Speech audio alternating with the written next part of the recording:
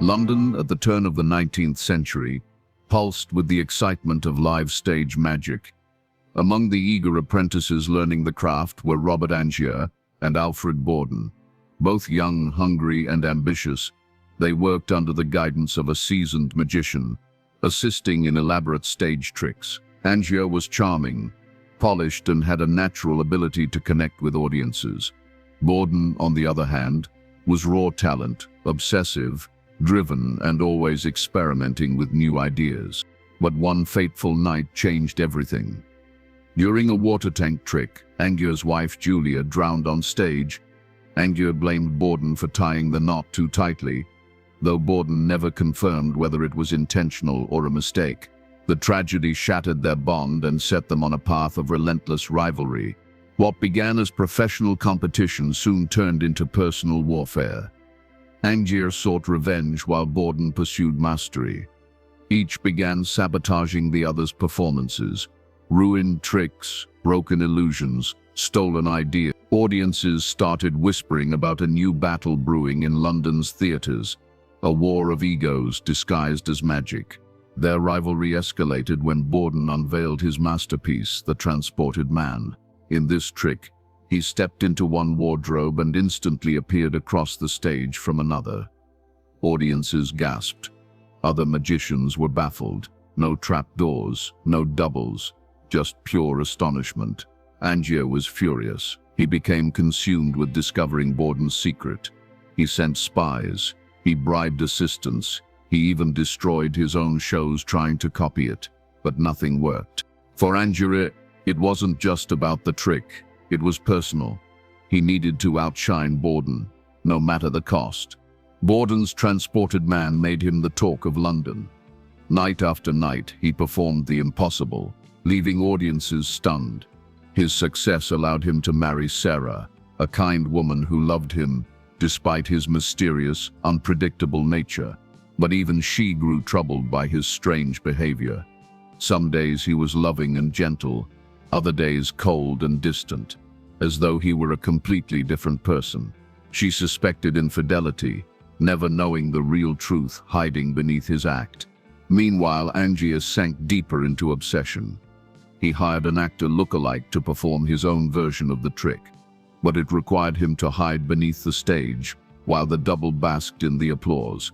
For a man who craved the spotlight, this humiliation was unbearable. He knew he needed something greater, something extraordinary, something that Borden himself could not replicate. His desperation led him across the ocean to Colorado, where he sought the help of the enigmatic inventor Nikola Tesla. Tesla, working on groundbreaking experiments with electricity, reluctantly agreed to help after Angier's relentless pleas. The machine Tesla created was unlike anything the world had ever seen. It wasn't just an illusion. It harnessed raw power, bending reality itself. When Angier tested the machine, he was horrified yet amazed. It didn't just transport him, it duplicated him. Each time he stepped into the machine, another Angier appeared several feet away, while the original remained. Angier quickly realized the horrifying implication. For the trick to work on stage, one Angier had to die while the other lived on to bask in applause, and yet he chose to proceed. The applause was worth the sacrifice. Back in London, Angier debuted his new version of The Transported Man. The performance stunned audiences even more than Borden's act. Angier stepped into the machine on one side of the stage and instantly appeared on the other. The crowd roared. Critics proclaimed him the greatest magician alive. Finally, Angier had surpassed his rival. But beneath the glory lay a chilling truth. Each night, one version of Angier drowned in a hidden water tank beneath the stage, while the duplicate carried on. He lived with the haunting knowledge that he was sacrificing his own life over and over for the sake of victory. The machine guaranteed applause, but demanded blood.